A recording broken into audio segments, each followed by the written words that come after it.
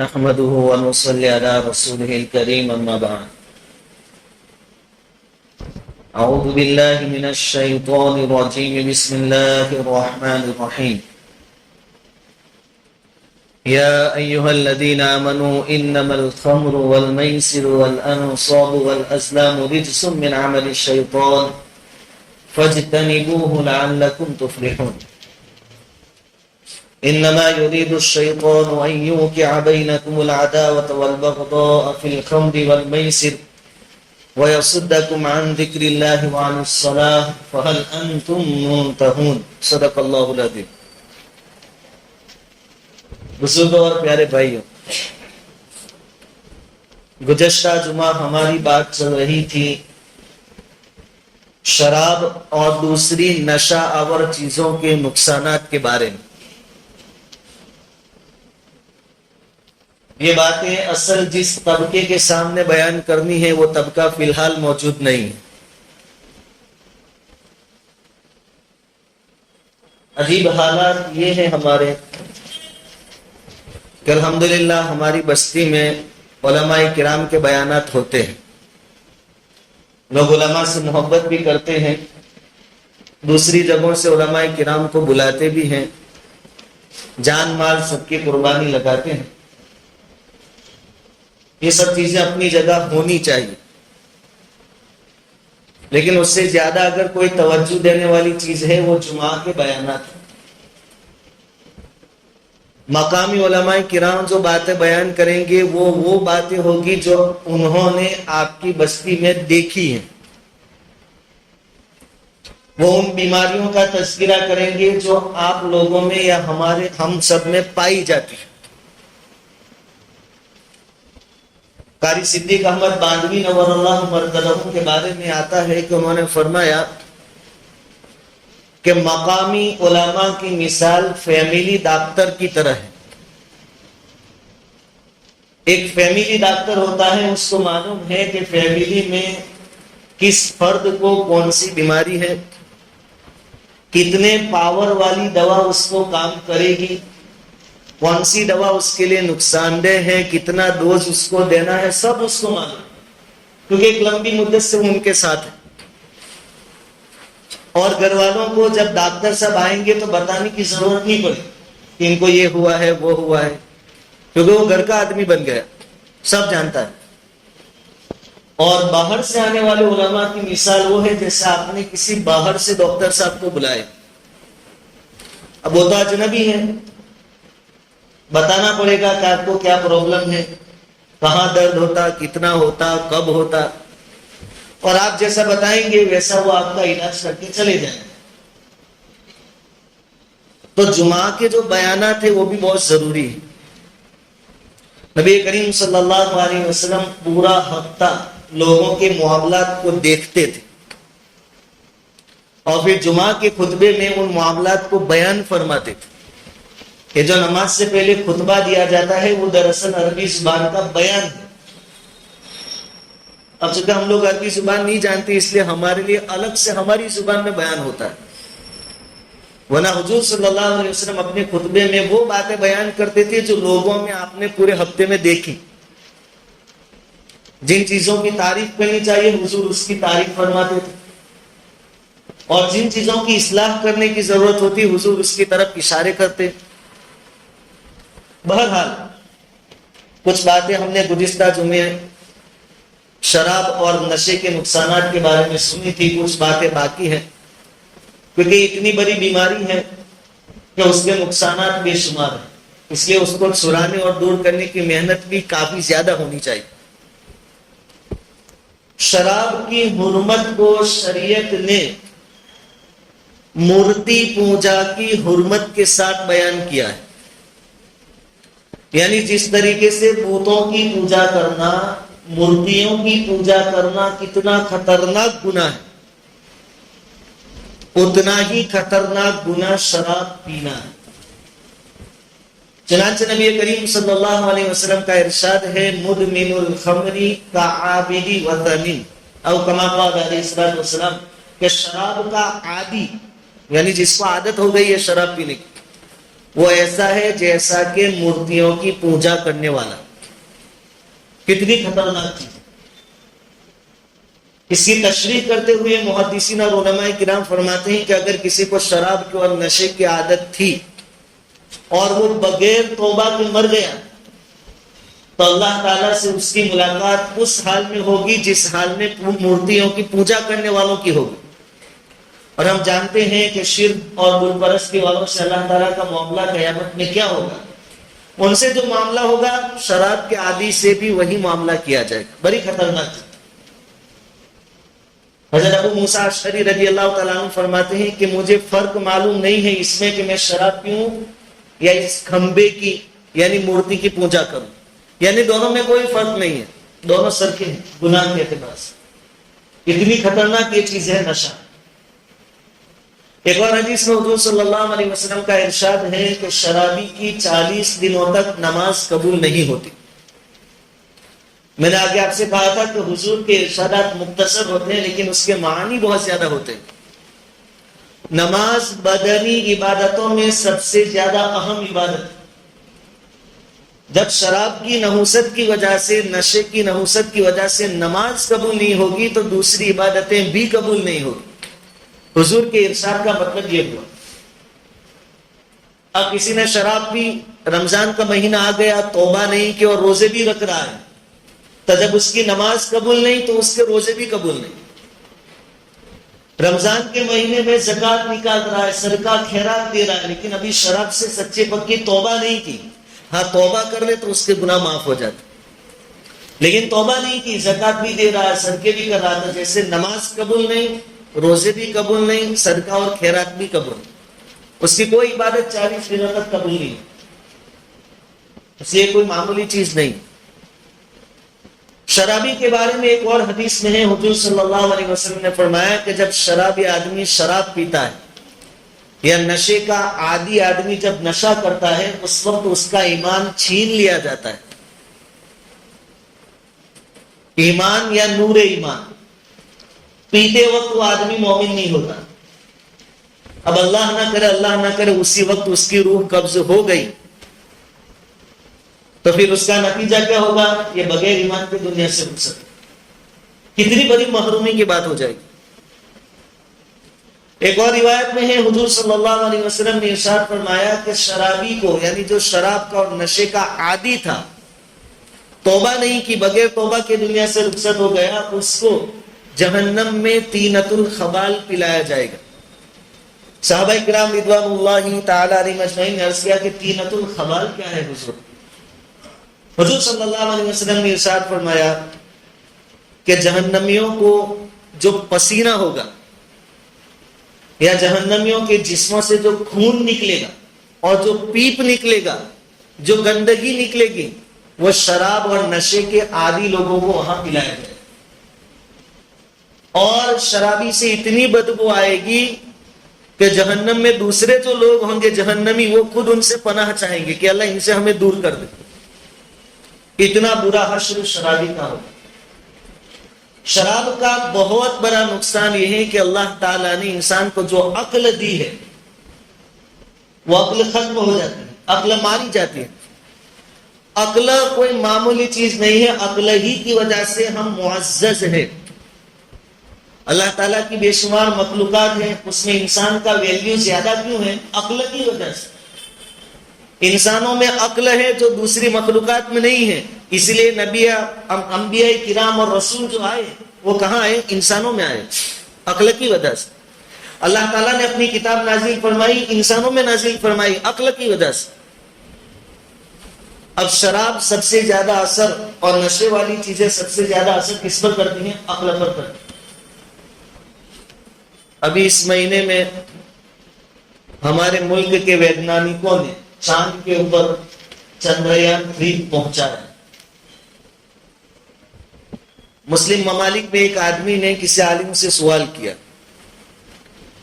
چلو ان کو بھی تو افسوس ہوتا ہوگا کہ دنیا چاند پر پہنچ گئی اور ہم پیچھے کیوں, ہمارے پاس تو قرآن ہے. سوال یہ کیا کہ قرآن میں ہر چیز موجود ہے. علماء کہتے ہیں قرآن خود کہتا ہے وَلَا وَقْتٍ وَلَا يَابِسٍ إِلَّا فِي كِتَابٍ مُبِينٍ, کوئی چیز قرآن میں چھوڑی نہیں. تو قرآن میں چاند پر اور سورج پر پہنچنے کا فارمولا بھی تو ہونا چاہیے تھا، تاکہ اسلامی ممالک سب سے پہلے چاند پر پہنچ جاتے، کیونکہ ہمارے پاس قرآن ہے۔ تو قرآن نے چاند پر پہنچنے کا فارمولا کیوں نہیں بتایا؟ عالم جو تھے جن سے پوچھا گیا انہوں نے جواب دیا کہ چاند پر پہنچنا یا سورج کے آس پاس پہنچنا یہ عقل کے ذریعے ہوتا ہے، اور وہ عقل تو اللہ تعالیٰ نے انسانوں کو دی ہے۔ جن ویگنانکوں نے یہ کام کیا، یہ بہت بڑا کارنامہ انجام دیا، انہوں نے اپنی عقل کے ذریعے ہی تو کیا ہے۔ اب مسلمانوں نے اپنی عقل کا استعمال نہیں کیا، اس میں کسی کا کیا قصور؟ عقل تو اللہ نے دی ہے، تم بھی دماغ لگاؤ، کام ہو جائے گا۔ قرآن میں اور شریعت میں باتیں وہاں سے شروع ہوتی ہیں جہاں عقل ختم ہوتی ہے۔ قرآن میں وہ باتیں جہاں انسان کی عقل کام نہیں کرتی، وہاں سے شریعت کے احکام شروع ہوتے ہیں۔ تو ہم نے اور ہماری نوجوان نسل نے اپنی عقلوں کو کہاں لگایا؟ گیم کھیلنے، نشے میں، جوئے میں، کرکٹ میں، چوراہوں پر بیٹھنے میں، کسی اچھی چیز میں۔ وہاں وہ ویگنانکوں میں بھی 3-4 مسلمان تھے، انہوں نے اپنا دماغ لگایا، عقل کام میں لیا، تو ان کا حصہ بھی لگ گیا، اور اللہ تعالیٰ نے صلاحیت ہر ایک کو دی۔ شراب سب سے زیادہ جو اثر کرتی ہے عقل پر کرتی ہے۔ اچھا خاصا انسان جو سمجھتا ہے، اس کے اندر سب کچھ ہے، سوجھ بوجھ ہے، لیکن عقل شراب کے نشے میں مار دی جاتی ہے، پھر وہ کسی کام کا نہیں رہتا۔ یہ بہت بڑا نقصان۔ خیر، شراب کے اور نشے کے بے شمار نقصانات، دنیا بھی بگڑتی ہے، آخرت بھی بگڑتی ہے۔ اس لیے ماں باپ کو بھی سب سے زیادہ اس پر توجہ دینا چاہیے کہ ہماری اولاد کہیں اس راستے پر تو نہیں جا رہی، اور چلو اللہ کے فضل سے ہماری اولاد یہ کام نہیں کرے گی، لیکن ہماری اولاد کے ساتھ جو لوگ گھوم رہے ہیں، یا ہماری اولاد جن لوگوں کے ساتھ گھوم رہی ہے، ان کے جو دوست ہیں وہ تو کہیں اس کام میں مبتلا نہیں ہے، کیونکہ اگر وہ مبتلا ہے تو یہ دھواں کہیں نہ کہیں آج نہیں تو کل، کل نہیں تو پرسوں ہمارے گھر تک پہنچ سکتا ہے۔ حضور صلی اللہ علیہ وسلم کا ارشاد ہے، المرء علی دین خلیلہ، انسان اپنے دوست کے حساب سے چلتا ہے۔ فَلْيَنْظُرْ أَحَدُكُمْ مِمَّنْ يُخَالِلُ، او کما قال علیہ الصلوۃ والسلام، ہر ایک کو چاہیے کہ وہ دیکھ لے کہ میری دوستی اور میرا اٹھنا بیٹھنا کن کے ساتھ۔ اگر ایسے نشے باز لوگوں کے ساتھ ہوگا تو ایک دن آئے گا کہ یہ بھی نشے پر چل جائے۔ کوئی بھی بیماری جب وجود میں آتی ہے تو اطباء اور ڈاکٹر حضرات پہلے اس کے اسباب تلاش کرتے ہیں کہ بیماری کیسے پیدا ہوئی، اس کے بعد اس کا مناسب علاج تجویز کیا جاتا ہے۔ ہمارے سماج اور معاشرے میں نشے والی چیزیں جو آ رہی ہیں، ہماری ذمہ داری کہ پہلے اس کے اسباب دیکھیں کہ اسباب کیا ہے، آخر کیا وجہ ہے کہ نوجوان نسل نشے کی عادی بن رہی۔ علماء کرام نے اس کے بہت سارے اسباب بیان کیے ہیں۔ سب سے بڑا اور پہلا سبب یہ ہے کہ ہمارے دلوں میں سے اللہ کا خوف، اللہ کا ڈر ختم ہو رہا ہے۔ اگر اللہ کا خوف اور اللہ کا ڈر ہو تو آدمی نہ محفل میں غلط کام کر سکتا ہے، نہ تنہائی کر سکتا ہے۔ تو ماں باپ کی ذمہ داری، گھر والوں کی ذمہ داری کہ اپنے گھروں میں ایسی کتابوں کی تعلیم ہو، بیانات سنے جائے جس سے اللہ کا ڈر اور اللہ کا خوف پیدا، بچپن ہی سے بچوں کو روک ٹوک کی جائے، اللہ سے ڈرایا جائے۔ علماء بار بار کہتے ہیں کہ جب بچے کو جھولے میں سلاتے ہیں اور وہ روتا ہے تو ماں کیا کہتی ہے؟ سودا نہیں تو کتا آئے گا، بلی آئے گی۔ کتا اور بلی ایسی چیزیں نہیں ہیں کہ ان سے بچوں کو ڈرایا جائے، اولاد کو ڈرایا جائے، یہ بزدل ہوگا۔ بلکہ بچپن ہی سے ان کے کان میں ایک ہی بات کہی جائے کہ اللہ ناراض ہو جائیں گے، ایسا کرو گے تو اللہ ناراض ہو جائیں گے، اللہ کو غصہ آ جائے گا۔ کچھ بھی غلطی کر دے تو اللہ سے سوری بول، اللہ سے معافی مانگ۔ تربیت بچپن ہی سے اللہ کا خوف، اور دوسری طرف اللہ کی محبت، اللہ کی مہربانی، اللہ کی رحمتیں بیان کی جائیں۔ یعنی ایک سبب ہے اللہ کا خوف کا نہ ہونا، اس کو بند کرنے کے لیے ہم کوشش کریں کہ ایسا ماحول گھروں میں پیدا کریں کہ لوگوں میں، ہمارے گھر والوں میں، بچوں میں، عورتوں میں اللہ کا خوف پیدا ہو۔ اگر اللہ کا خوف پیدا ہو گیا تو پھر ہر برائی سے بچنا آسان۔ دوسرا بڑا سبب بچپن سے اخلاقی تربیت کا نہ ہونا ہے۔ باپ بیچارہ اپنے کاروبار میں، اپنی نوکری میں مشغول ہوتا ہے, ماں اپنے گھر کے کام میں مشغول ہوتی ہے, بچوں کی صحیح تربیت نہیں کر پاتی, اور بچا کچا جو وقت ہے وہ ہمارے موبائل کے لیے ہوتا ہے. اس سے بچوں کی تربیت کا موقع بموقع اپنے بچوں کی اخلاقی تربیت کریں. نبی کریم صلی اللہ علیہ وسلم اور صحابہ کرام بیٹھے ہوئے تھے, صدقے کی کھجوریں پڑی ہوئی تھی. حضرت حسن اور حضرت حسین رضی اللہ تعالیٰ عنہما سے ایک آئے, حضور کے نواسے بچے ہیں, ان کو معلوم نہیں کہ صدقہ کیا ہوتا ہے اور کون کھا سکتا ہے کون نہیں. انہوں نے اٹھائی اور منہ میں ڈال دی. حضور صلی اللہ علیہ وسلم نے منہ میں سے نکلوائی اور کہا کہ صدقہ آل محمد کے لیے جائز نہیں, زکوٰۃ ہمارے لیے جائز نہیں. اب یہ اپنے نواسے کے ساتھ حضور کو زیادتی نہیں کر رہے, اس پر ظلم نہیں کر رہے, یہ ان کے فائدے کی چیز. ہم بھی ہمارے بچے ایسی کچھ الٹی سیدھی چیزیں کھا رہے ہیں یا بول رہے ہیں تو ہم ان کو ٹوکے بچپن سے. میں بار بار کہتا ہوں کہ ٹوکنا اور روکنا تو دور کی بات ہو گئی. ابھی 2 سال کا 3 سال کا بچہ ہے, باپ خود حجام کے پاس لے جاتا ہے اور پھر فیشنیبل بال کٹواتا ہے. ماں باپ خود کپڑے دلانے کے لیے دکان پر لے جاتے ہیں اور فیشن والے کپڑے دلاتے ہیں. پھر اگر آپ اس طریقے سے اپنے اولاد کی پرورش کریں گے, بڑے کریں گے, تو پھر یہ اولاد فرشتے بننے والی نہیں ہے. یہ کوئی خان وہی بنے یا کوئی کمار بنیں گے, یہ کوئی اچھی اولاد نہیں بنے. بچوں کی تربیت پر دھیان دیں. تیسرا سبب بچوں کے بگڑنے کا اور یہ غلط راستوں پر اور نشے کی طرف جانے کا, غلط دوستی. اس کے بارے میں ہم گزشتہ جمعہ بھی سن چکے تھے. بچوں پر نظر رکھے, اچھے لوگوں کے ساتھ ان کا بیٹھنا اٹھنا. چوتھا سبب کہ اکثر طبقہ فلمی اسٹاروں کا دیوانہ ہوتا ہے. کسی فلم میں کسی اسٹار نے, کسی ہیرو نے داڑھی رکھ لی تو آپ کو محلے میں داڑھی والے نوجوان نظر آئیں گے. کسی میں داڑھی نکال دی تو آپ کو دوسرے ہفتے سے بغیر داڑھی کے نظر آئیں گے.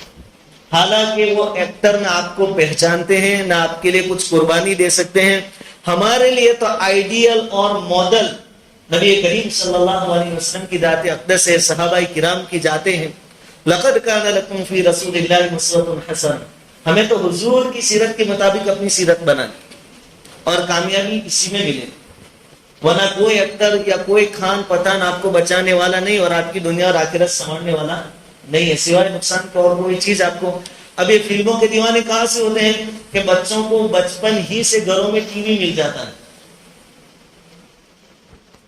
تو یہ ٹیویاں جو ہیں یہ بیویوں کے بگاڑ کا بھی سبب ہے اور اولاد کے بگاڑ کا بھی سبب. ماحول کو بگاڑنے والی بہت بڑی چیز جو ہے وہ ٹی وی, اب موبائل ہے. تو ہم کو چاہیے کہ ہم اسباب تلاش کریں اور ان دروازوں کو بند کریں تاکہ ہماری نسلیں غلط راستوں پر نہ جائیں, اور ایک مہم چلائیں کہ ہماری سماج, ہماری سوسائٹی میں ایک بندہ بھی ایسا نہ ہو جو شراب پیتا ہو یا نشے والا کوئی کام کرتا. اولاد سے محبت اپنی جگہ, لیکن ان کی تربیت بہت ضروری ہے. آپ مر گئے لیکن آپ اپنے اولاد کو نمازی حاجی بنا کر گئے ہیں, تو آپ تو مر گئے, آپ اب نیکی نہیں کر سکتے, لیکن نیکیوں کا کھاتا آپ کا اوپن رہے گا, چالو رہے گا. یہاں حدیث میں آتا ہے کہ آدمی کے درجات آخرت میں بلند ہوتے رہتے ہیں. تو آدمی تعجب سے پوچھتا ہے فرشتوں کو کہ یہ درجہ مجھے کیسے ملا. تو اس کو کہا جاتا ہے کہ تو جو اولاد چھوڑ کے آیا ہے انہوں نے تیرے لیے دعا کی, تیرے لیے قرآن کریم پڑھ کر ایصال ثواب کیا, ان کی نیکیوں کا فائدہ تجھے ہو رہا ہے. اور اگر اس کی جگہ ہم غلط اور بری عادتوں کے ساتھ اولاد کو چھوڑ کر جائیں گے تو اس کا وبال اگر ہم نے تربیت نہیں کی یا کوتاہی کی تو ہم پر ہے. بہرحال ایک فکر کی بات یہ ہے کہ ہماری بستی میں یہ جو ماحول دھیرے دھیرے بن رہا ہے اس کے پیچھے لوگ لگیں. بہت بڑا مسئلہ یہاں کھڑا ہوتا ہے کہ ہمیں کیا آپڑے سن. قرآن میں جگہ جگہ امر بالمعروف اور نہی عن المنکر کا حکم ہے کہ نیکیوں کا حکم دو, برائیوں سے روک, جس طریقے سے روک سکتے ہو. ہمیں کیا آپڑے سو کہہ کر بیٹھے مت رہے, نہیں تو یہ برائیاں آج نہیں تو کل ہمارے گھروں تک پہنچ جائیں اور آخرت میں جواب نہیں باقی رہے. اللہ تعالیٰ ان کئی سنی باتوں پر عمل کی توفیق عطا فرمائے.